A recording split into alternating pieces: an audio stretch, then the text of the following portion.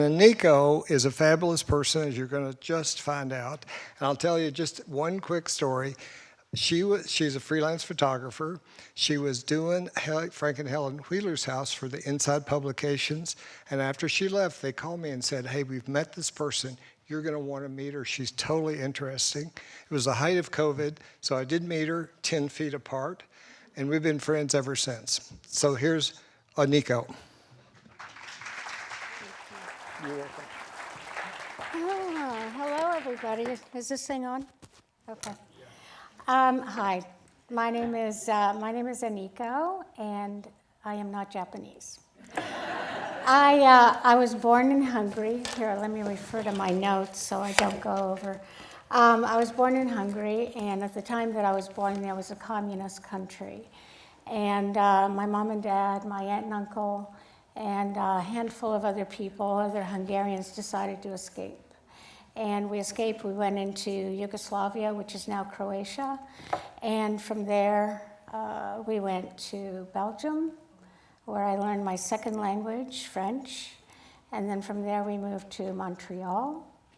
And then we went to, well, it took a while for us to get our papers to come to the United States. And so I started going to an English-speaking school in Canada. And so when I first started speaking English, I spoke with a French accent, which was really interesting. But anyway, ended up here in Sacramento. And I basically grew up here. I went to junior high school, and college here. And then I got married way too young. I mean, obscenely young. And it didn't last long. And I left, and I ended up having to get a job. So I went to Sacramento Savings and Loan, and I got a job there. They were located on 5th and L, downtown. Boring job. Absolutely boring. I don't even know how long it was where, I just knew I had to find something else. I knew I had to find, another vocation, something. And I remember seeing this gentleman who did not look conservative. He looked like he just stepped out of a Vogue magazine. And he had this black wool long coat on and just had this really mysterious look about him. And I was asking people, who is that guy? And they go, oh yeah, that's Jim Keen. He's like this hotshot advertising guy that just came in from an assignment in South Africa. He was down there setting up some kind of marketing thing in a city called Abidjan. And I thought, oh wow, that's it. It's really cool, right? About a week later, I'm in the break room, and Jim Keen comes up to me. And, he starts talking to me, and he goes, what do you do here? And then he said, what's your name? And I said, Aniko. And he goes, oh God, that's a great name. I like that name. Kept talking to me, and after about a few minutes, he just goes, you're creative, aren't you? And I go, yeah. He goes, what, do you draw? Do you paint? I said, no, I take photography. I shoot, I take photos. And then he asked me to come see him.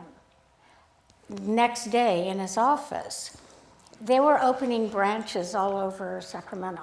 And one of the things that they did when they had a grand opening is they had free giveaways and prizes. And so he asked me, he said, can you think of anything that you can do that you can, do something with photography that would work with a giveaway? And their brand was the Pony Express, the Western theme. So I said, yeah, let's just do a backdrop, Western props, Western outfits, and let's just go ahead and photograph customers. I will process the film, I'll print it in my bathroom, I'll sepia tone it, and then I'll put it into a little Western mat. And he goes, you're hired. And, that was just that was amazing to me because I was doing something that I completely just loved. I loved every single second of it. And it was really pretty funny because on the first day that we did that, Bill Hague, who was the president of the Savings and Loan, all 6'4" of him, put chaps on, put a cowboy hat on, and told all the executives and VPs to do the same, and everybody got their photos taken along with the people that showed up. And I mean, that was just amazing to me that I was now going to be doing something that I really, really enjoyed. So from there, I ended up, taking some classes at Sac City and American River. And one of my assignments was to take a photograph of somebody who was well known. And so it turned out, that at lunchtime, I had heard that Phil Donahue, the talk show host, was doing a show with Jerry Brown at Capitol Park. So I got my little Nikon. I just got, sweatshirt on, jeans, and I go down to Capitol Park. And I act like I know what I'm doing, and I don't. I don't even know where to hang out. But I noticed other photographers, so I went up to them, and I met the San Francisco Chronicle photographer, the SACB, the Sacramento Union, and I'm just like, hey, so what's going on? Where's the best place? And then they're the ones that told me these two trailers, they're getting makeup, and we're waiting for them to come out. So I just stood there, waiting with them. Next thing is that they disappeared, and I was the only one standing there. And the doors open, Phil Donahue comes out, Jerry Brown comes out, and he walks over to me, and he goes, where do you want me? And I'm, oh boy. And I mean, I was just like thinking, when opportunity knocks, you open the door. So I told him, I said, what I want to do is I want you to have like a candid shot looking at me, but I want Phil Donahue in the background. Ta-da! And I ended up taking a lot of other photos too. I did a profile and a couple of other angles, and then he had asked me my name too. And, he goes, what a great name. I like that. And then he goes, Aniko, walk with me. Like, oh, my God, okay. Okay, so I walk with him. And then he says, what do you want me to do now? And I said, well, Jerry, I want you to do whatever comes naturally. And he says, I got to tie my shoe. And he goes, you want me to look at you? And I go, yeah, look at me. Yeah, tie your shoe, look at me. And his bodyguards are around him, and I mean, I wish I had the shot. I couldn't find it because it's priceless to see those polyester suits, with the big lapels that his bodyguards were wearing. It was pretty funny. So I got these shots, and I got an A in class. It was pretty cool. Let me refer to my notes now here. So then what happened after that is, I was divorced. I was living with a bunch of roommates. I mean, it was like the sitcom Friends. We're all sitting around one day, and we're just like going, we're young. What do we do? Let's move. So San Francisco was too close. So I said, the weather's good in LA. I love movies. Let's go down to LA. So we all moved to LA together. And, I'm down in LA. I have no clue, what's going to happen. I ended up having a series of jobs. My first job was with Vidal Sassoon in the in-house advertising agency, and that was like a really great welcome to LA job. I was up on the 38th floor in the Twin Towers in Century City. I got free haircuts on Rodeo Drive. And it was cool. It was very, very cool.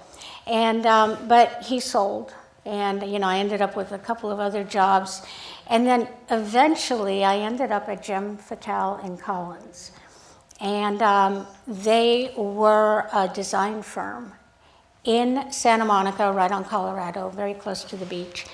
And they were, they were in entertainment. I got assigned to the ABC account, not as a photographer, but as a print producer. and also managing the studio, managing the art department. And, back then this was like, I've watched technology change everything. Back then, there were no computers, there was no Photoshop, everything was, when you had to have something airbrushed, it was airbrushed. So anyway, I ended up doing wonderful work on the ABC account, which was these little ads for the TV Guide. And then the company, the design firm, wanted to get into the movies. And they bid and got Dances with Wolves. So this was the very first movie I worked on. And what happened here is, I worked with the team, like what are we going to do? What kind of ideas do you have? Vahe Fatal, extraordinary creative director, really, really gifted, actually took a film strip from the movie, that big. And it's like, Aniko, here is what you need to work with. And we're going to make a 24 by 36 poster. And I mean, again, no Photoshop, technology was different back then. As a print producer, I had to take the art, I had to have it separated, I looked at proofs, I wanted to make sure that what I'm looking at was going to be duplicated on press. And I wasn't super happy, but it wasn't just me who were calling the shots. Orion was the name of the studio. And they also had their own print producer, so ultimately that's the guy who signed off on everything. I went to the press check, where you go in and you meet the pressman and you look at the proof and you look at sheets that come off the press and you make your comments about something being too red, and this was too red, not this right here, but the one that I saw the first time we were on press. And the guy, from Orion, the print producer, got to a point and he just said, yeah, I'm fine with it, and he signed off. And I couldn't, because it just didn't look good. And I said, I really can't. I can't, And they're like, what do you mean? And, we've already done everything that we can on press. And it's like, yeah, but we need to go back to the film. And I wouldn't sign off on it. So I go back to the design firm and everybody is up in arms. What do you mean? You didn't sign off, what the hell? And then a phone call came in. Kevin Costner didn't like it. And Kevin Costner said, who the signed off on this? Who didn't sign off on it? And then the word was, Aniko needs to sign off on it. And it was like, then the design firm was like, yay, Aniko. So we went back to not square one, but we went back to the film and we made changes and we made it work and we took the red out and, we went back on press and, now I'm here with the print producer, from Orion, who's not exactly happy with me, but they needed they needed to get my approval. And I finally got to a point where, it looked good, and I pulled this off of the internet, so I don't even have this poster, which I should have kept. But signed off on it, and I don't know, a month later, I ended up getting a call from Paramount Studios. And Paramount Studios wanted to talk to me because they were looking for a print producer. So I ended up working for Paramount Studios. So I don't want to talk too much about all of that because that was the history back there. And, I ended up coming to Sacramento. I'm the only child. Everybody else, all my relatives are in Hungary. And I came back to take care of my mom and dad and, kind of reinvented myself in a way, but had a lot of skills, especially in design. And, just ended up picking up a camera and just naturally fell in love with doing what I do. But there was a major learning curve, and I still am learning daily. We make mistakes and we learn from them. So now I'm going to move. Oh, this was the second movie. I forgot. Julia Roberts became super popular after Pretty Woman. And so we had to redo the entire campaign because she was getting all this publicity and notoriety. And so we had to, again, get a film strip from the movie. This is from the movie. And by then I found a really, really good retoucher that was able to make her look decent, you know. So anyway, this was the second movie that I worked on. I just added this photograph. These are my fine arts work right here, but I wanted to add this, you know, because this was something that it just means a lot to me in terms of what photography means to me and the emotional, you know, just not just the emotional drive, but the importance sometimes. Because what happened when I was living in Claremont, down south, is I had a show with no intention of selling anything. And this gentleman was his name is Bob, and he had he had a disease. He didn't have much longer to live. And he had seen my show, and he came up to me and he said, you know, will you be my photographer? I want you to be my photographer. And I went, okay, what do you need? And he said that he's got 2 sons and 2 grandsons. He doesn't have much time. And he wanted me to spend 3 hours with him and his boys and photograph them candidly and put an album together. And when I was there, the kids were challenging. But at one point I went up to Bob and I said, you know, Bob, is there any place, you know, that's special in the garden, in the front? You know, is there any place special where I can take a portrait of you? And he said, my gate. And they'd lived in the house for 45 years and they did a lot of home improvements, but they never touched his gate. And so this gate meant a lot to him, and I photographed him there. And this was the cover of the album. You know, and I just have to say, I mean, this was many years ago, but it just brings out, you know, the importance of photography to me and what you can do, how I can be of service for some people. This was one of his sons, and that's a little brat. I ended up there was a whole, you know, like a group shot, and he only looked good in one, and I had a retoucher take his head from that shot and put it onto the other shots. Really, really fun little guy. So this is Tori. I love this photo. Well, first of all, Tori is a good friend of mine, but he's also an actor, Sacramento actor, and he's also a model. And you know what I love about this is that I actually had this image in my head before I shot it. You know, so I called up Tori and I rented a studio, and I had these hydrangeas from a home that I just shot for the publication. And you know, the only thing I did was I put highlighter on his eyelid and his mouth. And it won an award at the KVIE art auction a couple of years ago. And then Dave Lowe ended up calling me and asking if he could purchase one because his wife loved it and wasn't able to get it during the auction.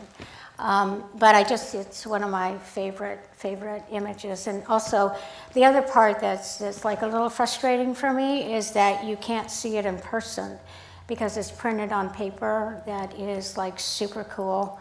I mean, it's jet black polished. I mean, it looks like shoe polish black. And to see it in person, it almost looks like velvet. I mean, it's just really, really cool. This is another image that I went to Land Park, and I didn't know that the flowers closed up at night. And I went, well, I blew it, but I didn't blow it. This is really kind of alien looking, and I've had this printed also on metal. And the metal is just stunning because it just looks like it's wet. And the colors and the contrast, everything is super vibrant. It holds up as well, you know, as a print, and even a canvas. You know, in each medium, there's going to be a little bit of compromise.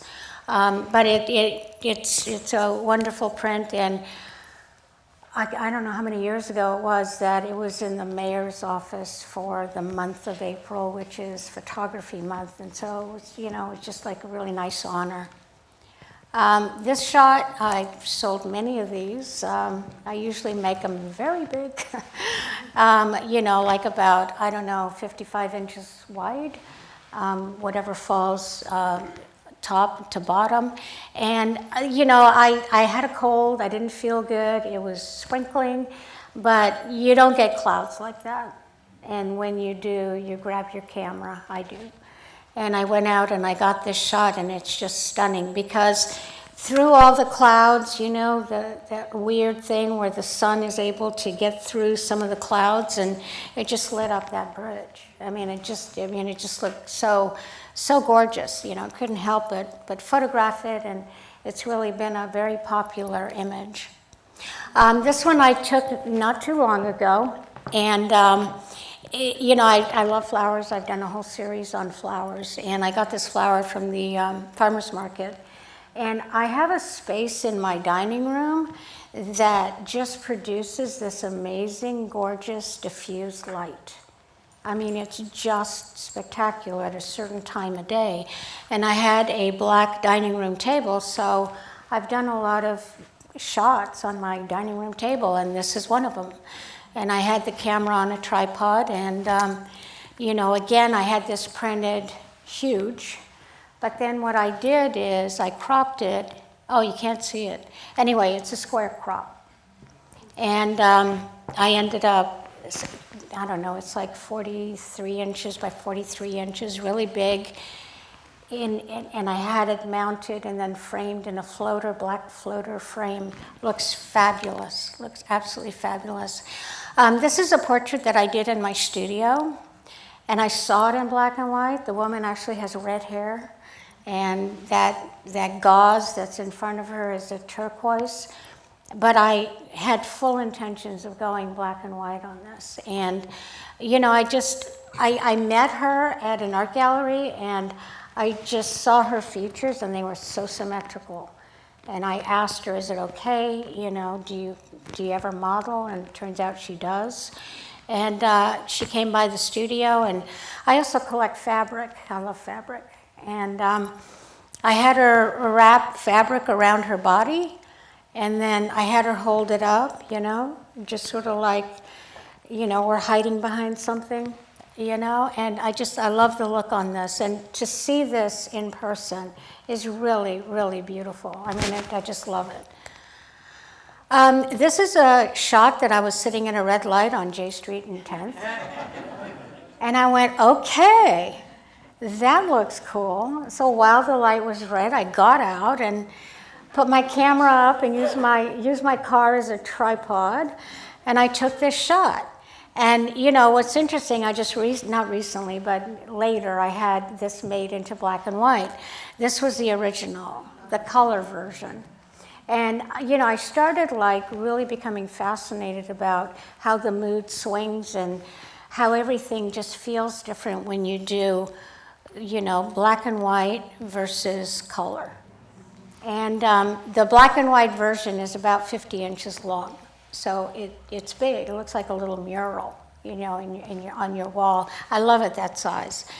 And the top one, again, just looks absolutely dynamite as a metal print. And I've sold several of those, like 40 by 20 is a really good size. So anyway, that mural that's on the side of the building is no longer there. So it's just kind of cool, you know, that you know, I've got something that doesn't exist anymore, but it's also a landmark here in Sacramento. Everybody knows that clock and, you know, the Rodney's store there. So yeah, I love this shot. This is part of my floral series, and this also I shot on my dining room table. And I ended up doing this whole series where they were all 33.5 by, I don't know, I think it's like 36. So they're pretty big, but I now have like 10 different flowers. And, you know, it's just, it's awesome. It's just a passion of mine. And I've sold a couple. This is one that I also made into a 20 by 40. This actually I shot with an iPhone. And it was at the farmer's market.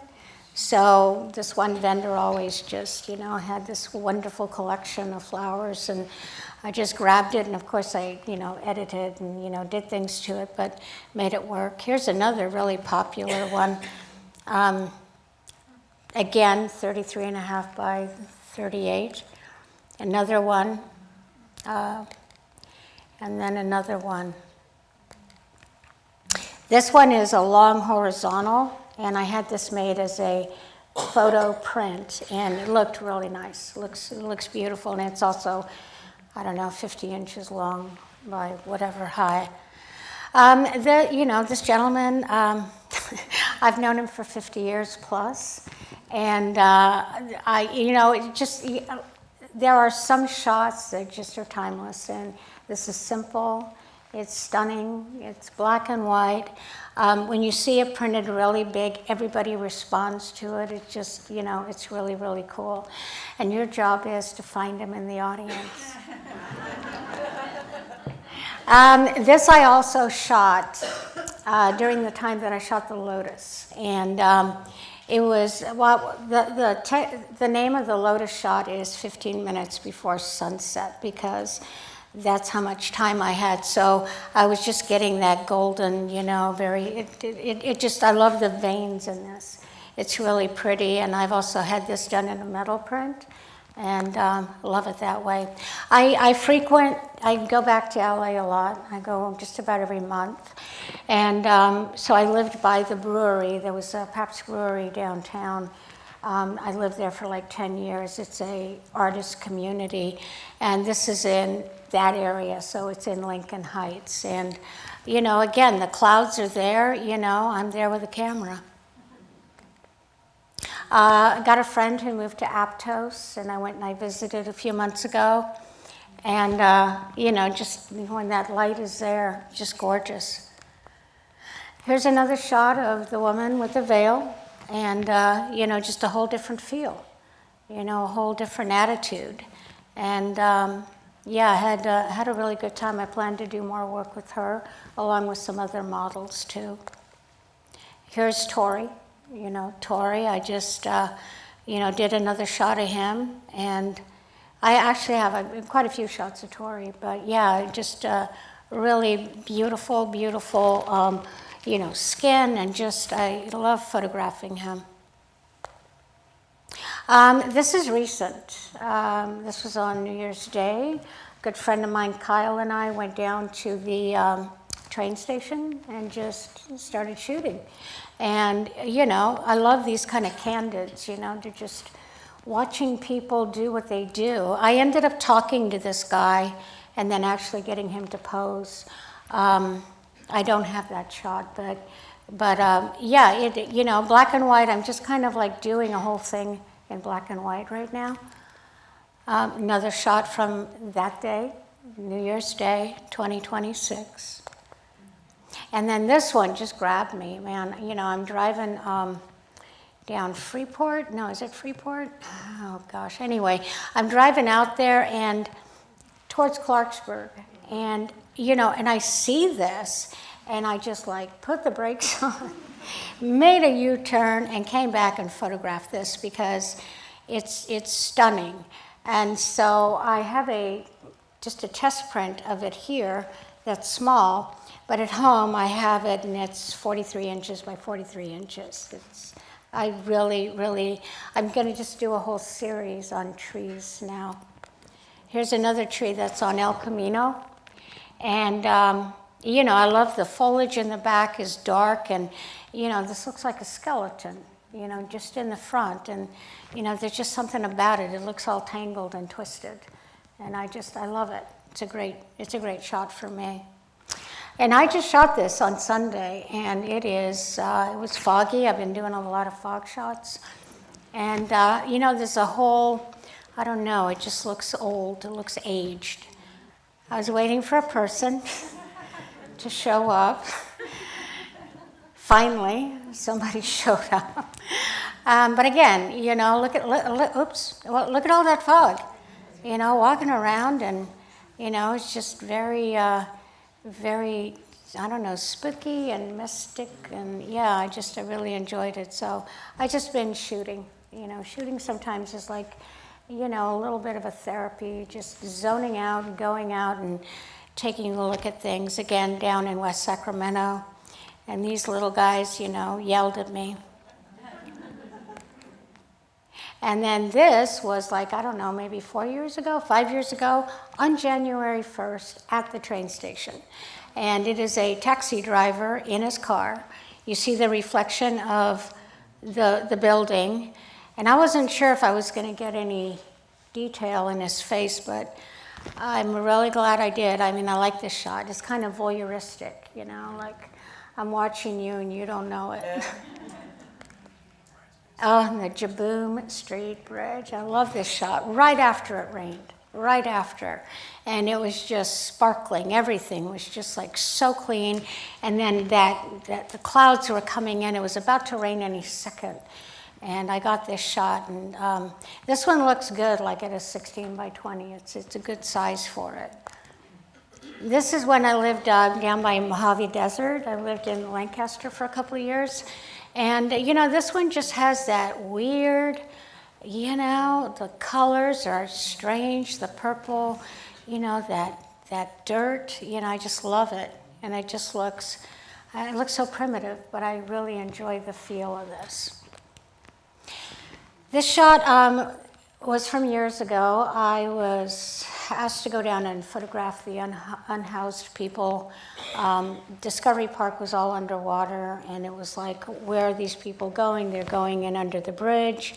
And so I went down there, and all these people are huddled, and, I just felt like I was really intruding.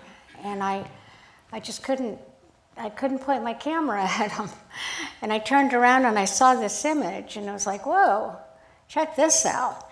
And I put my camera on a tripod and I photographed. The next thing I know is all the people are behind me going, oh man, what a great shot. That is so cool. Did you get that? Wow.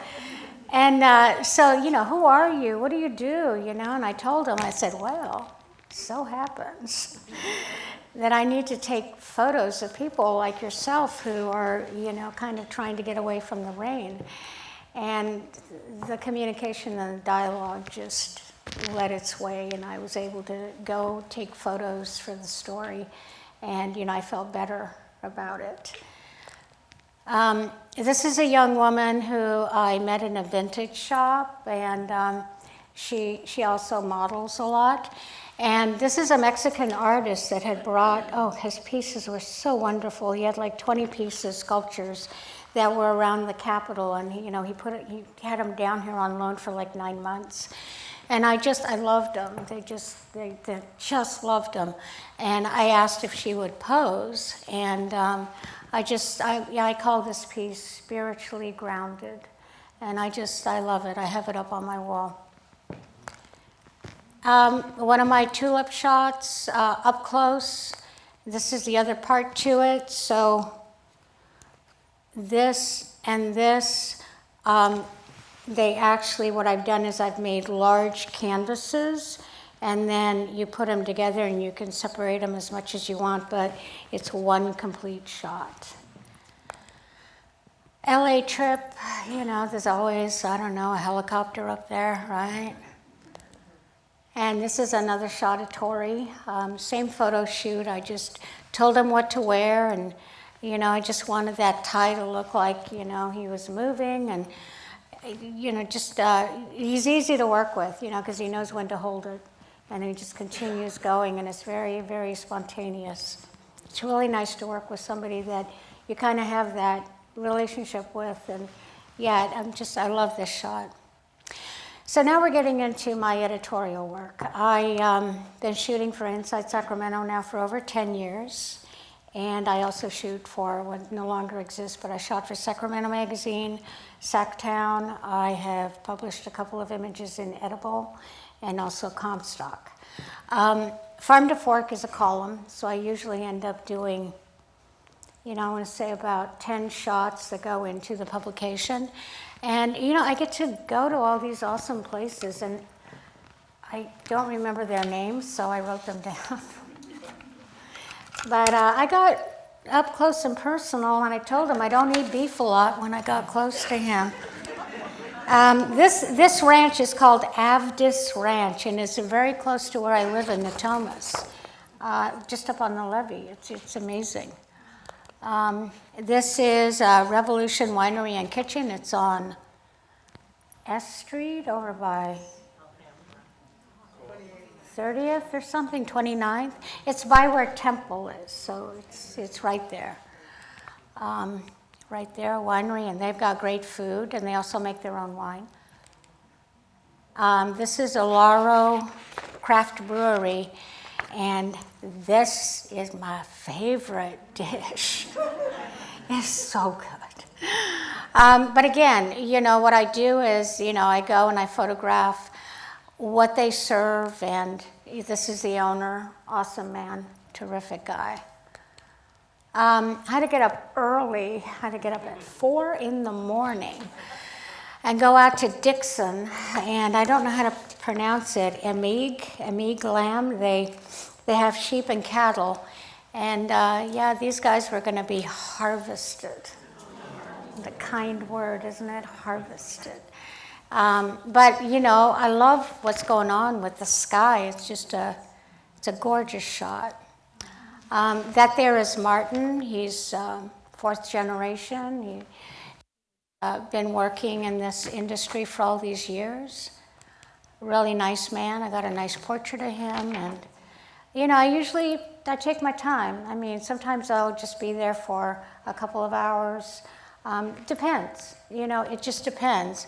I love getting out and just seeing how other people make a living, and especially when it comes to farmers. I mean, they're just like the hardest working people ever. This is another group that is like an urban farm, and I can't remember where it is, but it's like in the middle of a city somewhere. I don't remember everything. Gosh, I wish I had her name. They have the best persimmons ever, and they back over here, there's like trees everywhere, and they have vegetables and citrus, and I mean, he's a character. He's just such a jokester. It was so much fun. My favorite guy, Anthony Ferrari. He has a boat in Fort Bragg, and he goes out religiously, and he supplies a lot of the restaurants in Sacramento with fish, specifically black cod and red snapper. And in fact, I just went to see him not too long ago, and he has the fish in a big bucket, and you pull out the one you want, and then he cuts it up for you, and it's as fresh as it can be unless you go fish yourself. And there he is, cutting it up. And, you know, he does this in West Sacramento. His home is back there. And he's just a great guy, just a great guy. In fact, you should look him up, because if you go on the website and you just leave your name and information, he will then text you to let you know when he's coming back with fresh fish. And everybody is there. I'm not kidding you. I mean, I show up, I go there, and there's all kinds of chefs that go there and pick up their fish, and they hand pick everything out. It's amazing. This is out in Oak Park. Oh my goodness, Cali Virgin. Okay, this is the best olive oil. There's one called Guilty Garlic that I love, and I had to feature them. I had to go out and photograph, you know, their orchard, and then, you know, just the whole place. Here, let me show you. Beautiful seating arrangement. You can go out there, get a plate of, you know, salami and cheese, and then, of course, olive oil that you dip your bread into. It's really, really good. Lucid Wines, wonderful guy. This is on R Street. And you know, just really enjoyed talking to him, and then just hanging out, and hung out for as long as I needed to get the photos I needed. This is Pushkin's. Pushkin's, well, this is Pushkin's. This over here is Babes, and they have donuts and ice cream, and they're located on J Street. So I went to the different locations, and and I got free food. And my little thing is I shot it and I ate it, This is Shirley and Leon Soburn, and I went out to the vineyard, to the winery, to photograph that, and then he's pretty much retired, but I went and I met him, and he's like 94. Amazing, charismatic, full of spunk. I mean, he was, I asked him, what's your secret? And he just said, stay busy with what you love to do. Wonderful restaurant, Fornaretta in Newcastle. Sicilian food, oh my goodness. It's the only pasta that I could eat because they make it with Italian flour. It's amazing stuff. And I just had a good time. I hung out, and of course I, took food home, This is at Spenker Winery. They also have goats, and they make goat cheese, and the goats were just so funny. They were demanding to have their photograph taken. Like, look at this. Look what I got. Look at them. They're just, they crack me up. They crack me up. They're following me everywhere. And, they also sound rude, because they, Thelma and Louise, okay? Look at those teeth. I mean, I've never, and I ended up going in with them, and I don't know how much they weigh, but they're enormous, and they're very friendly. They wanted to be pet. I pet them, and, and I said, okay, I'm done.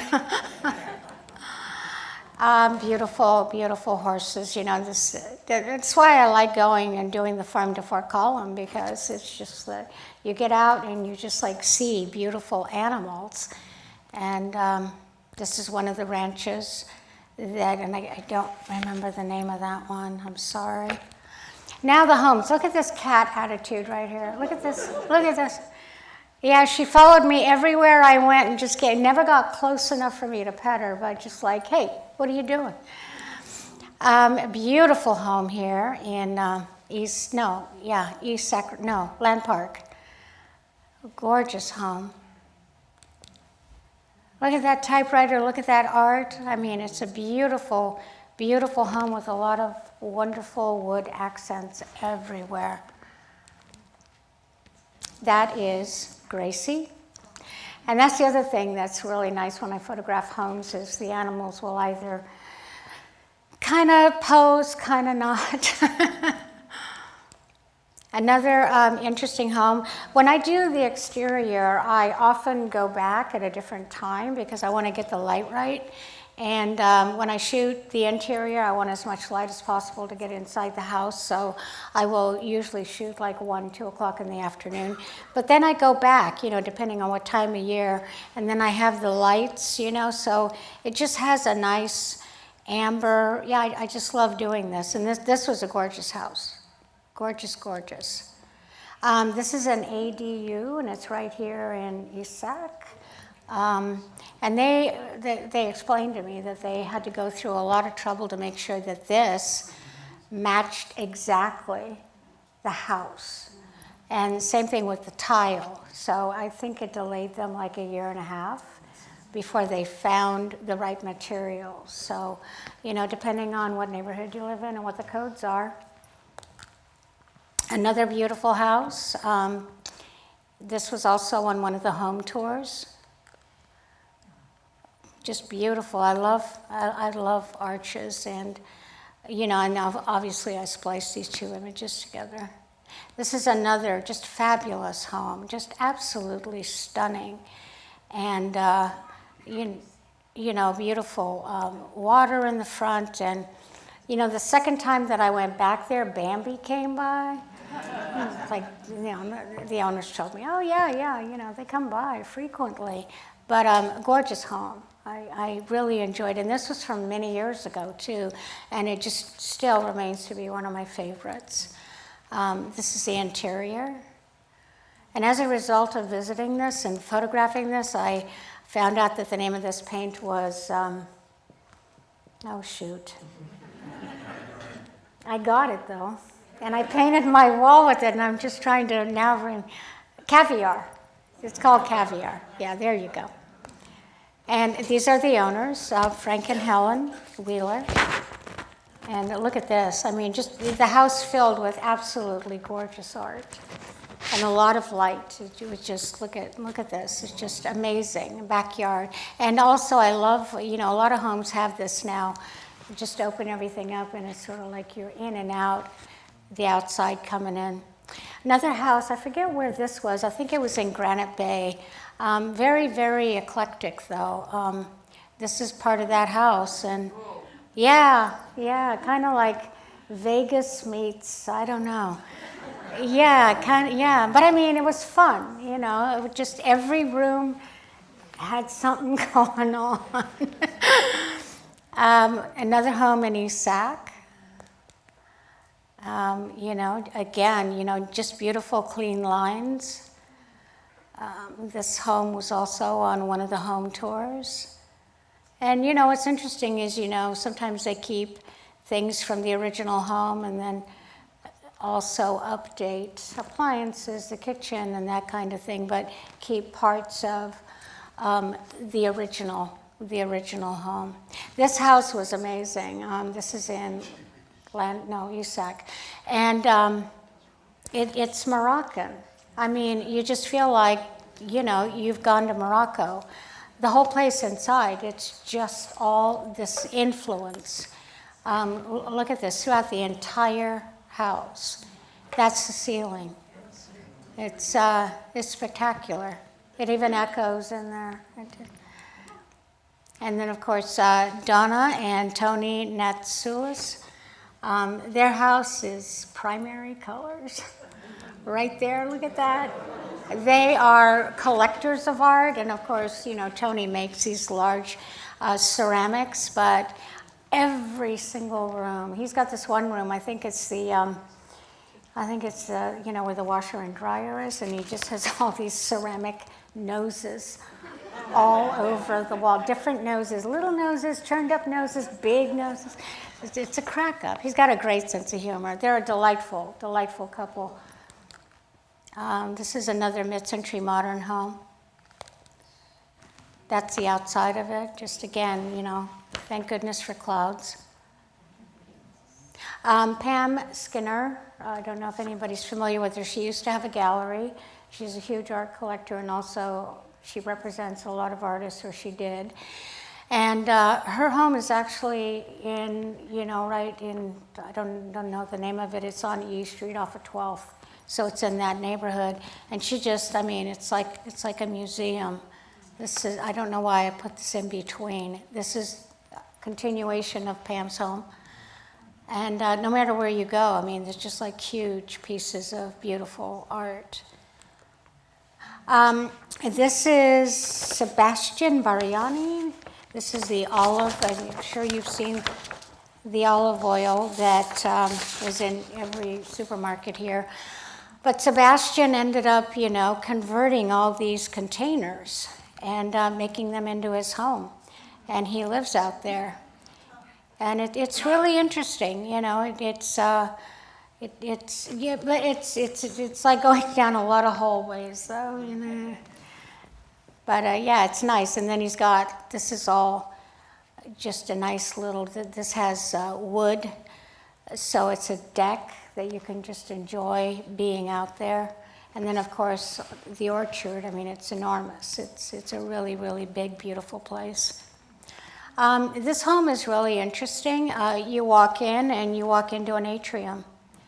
And so you're already inside the house, but, you just have this feel like, you've got all these plants growing, and it's nice. It's really, really nice.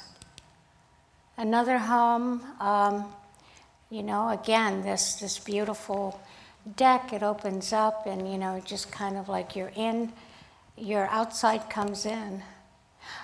This is Bill, no, not Bill. This is, yeah, it is, Bill Roach. Bill Roach is a landscape architect, lives off of Fair Oaks Boulevard. Just an amazing architect, and this is his home. And the backyard, I mean, everything that grows back there is just fabulous. I had such a good time photographing inside, but then outside it was just, yeah. He's got a bocce ball court, and he's got a little fire pit, and oh my God, just amazing. Another home in Midtown. And I like all the angles and, you know, the white with the wood, just really, really beautiful. Very, very beautiful. Another home in Land Park. And of course, if you have an Italian motorcycle, you got to park it inside, you know. So this is also in Land Park. And the gentleman is an art collector, so I mean, every house, I mean, every room had beautiful art. This is a home that I photographed, and it was featured in November of last year. And this is the interior. And there's my piece. And there is the living room, and again, high ceilings, just nice. I mean, you know, it's a treat to photograph. And this is Rich Bequem. I never pronounce his name right. He is the owner. This is Michael Stevenson. Michael Stevenson I have known for many, many years. I hired him at Time and Space at Sac Savings. We also now, all these years later, we share a studio. So my studio is out by Sac City College at a place called Two River Cider. And he's a graphic designer, and it works out great. We never see each other. It works out great because, you know, when I need the space, I call him. If he's going to be working and doing stuff, he calls me. It just works out beautifully. But Michael is a really good friend, and just really, really great guy. And then these are friends of mine that I said, hey, I need some models. Get your bike. We were doing a story on the Del Oro bike trail.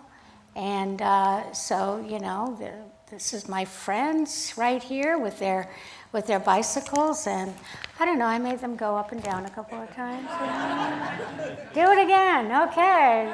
Do it a little slower this time. All right. Oh, this was the best shoot ever. Okay, so I went to Cal Expo. That's the side, you know, that everybody else is on.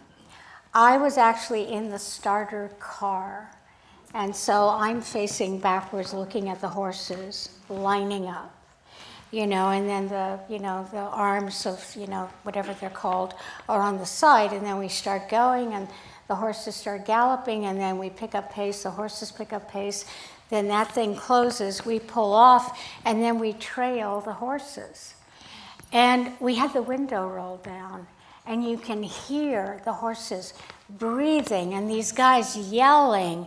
And, you know, they yell not so nice things to each other, which is pretty damn funny. But I love that shoot. And I ended up going back, I don't know, around 4 or 5 times. It was a lot of fun. And this looks really good as a mental print, too, by the way. I also photograph a lot of unhoused people for stories. And this is the Ice House, again, to help feature a story. The Car Museum on Front Street. Really, really cool. This is the Rio, the place that closed down. And it's in Old Sacramento. Rio City, is that what it is? Anyway, yeah, I had to photograph the owners who lost the restaurant. Oops. I get to go to media day, you know, and see the very tall basketball players and feel like a total midget. I mean, these guys are, hello, how are you? More people that, you know, we write about small business and This lady, forgot her name, but she does and handles the French Film Festival, and it was going to be at the Tower. Kent Lachin is a well-known photographer. I think he's pretty much retired now. He's also a jazz pianist, and we did a story on him and hung out with him. Really, really nice gentleman. Bodybuilder, trainer, portrait shoot over here. Betty told me what to do. She told me what, look at that, attitude. Oh my God. She was really, really pretty funny, really pretty funny. And of course you all know, the retired exec, Lyle from Crocker, the CEO. Just a portrait, looking to see black and white versus color. Color won on this one. Another artist, his name is Gerald Wahlberg. He did that, that big sculpture when you go from the K Street Mall into Old Sacramento. Looks like a little butt, like little butt cheeks. Yeah, that's his work. Jim Dark, another great photographer. He actually combines photography and paints over photography and just does beautiful, beautiful landscape. Another really good artist, Brian Valenzuela. He does a lot of very large paintings, but also does murals. Just an amazing, amazing artist. This is a Portuguese artist. I met him during the mural festival here in Sacramento. This is Gail Hart, and she's also a well-known artist here in Sacramento. And this is Pat Mahoney. Wonderful artist here in Sacramento. And another last shot of Brian Valenzuela. He had commissioned me to do a bunch of shots for PR. Oh yeah, this one is cool. I had to rent a helicopter and go up. And so I did all the shots that I needed to do, but then, then I'm like going, I've always wanted to be above the Discovery Park and then see the difference between the American River and the Sacramento River, and it was disgusting. Look at that. That's amazing to me. This was for Sacramento Magazine. It's called Juno's Sandwich, and they were featuring a story. And the thing with this gentleman is that he really was shy, and he didn't want his photograph taken. And so I came back. I said, when do you do your sourdough? And he goes, I don't know, 6:30. So I went back. And what was cool is that I got him in his environment, zoned in. And I love this shot, because it looks so different than the one that I'd taken 4 hours earlier. This gentleman was a connoisseur of beer, works at Lowbrow, and also for Sacramento Magazine. This is Mother Rose. She owned Underground Books. She passed away last year, and just a delightful, delightful woman. This guy owns Sunfish. Can't pronounce his name. And I had him hold that salmon for so long, he went, Aniko, my arms are getting tired. A gentleman who, Greg Owen, I think is his name. Do I need to quit? Yeah. I hate to do this. 'Cause Yeah. You've got the audience in your hand. Oh.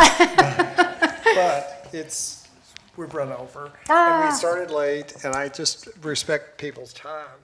And you want to do the... Let me just, this one story. Okay. Okay. So I'm photographing this, and nobody's around. Nobody. And I'm like going, okay, and I'm taking my time. And all of a sudden, a hand comes out from underneath.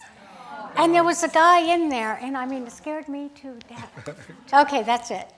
Well, I happen to know that she's got two stories that are really worth telling. Oh, okay. And I'm thinking, if you go to the reception across the hall, which we're planning, we've got cookies, we've got lemonade, I don't know. There's no booze because we're not authorized. But if you'll join Aniko across the hall, she may tell you the story of the guy who sicked the pit bull on her. or the photo shoot where the guy Guy got got shot. shot, yeah. So, you know, being a freelance photographer is not just all pretty flowers. It's got That's for sure. life danger. So if you guys will just join us all across the hall, that would be terrific. We'll do one question. Oh, We wow. normally do questions, but we're going to skip that because we've run over. I'm dying to ask this. Are you still shooting with film or using digital? Oh, no, digital. Yeah, the question No, was I've done digital digital or film. many, yeah. Yeah. You know, it's just more affordable, plus you can also see exactly what you get. You know, and then of course Lightroom and Photoshop has, you know, replaced the darkroom. I mean, it's just a matter of, But every now and then, I mean, I think about, you know, smelling fixer to clear my sinuses. You know. Thank you. Yeah, absolutely. We can't All keep right. any more. Thank you, guys.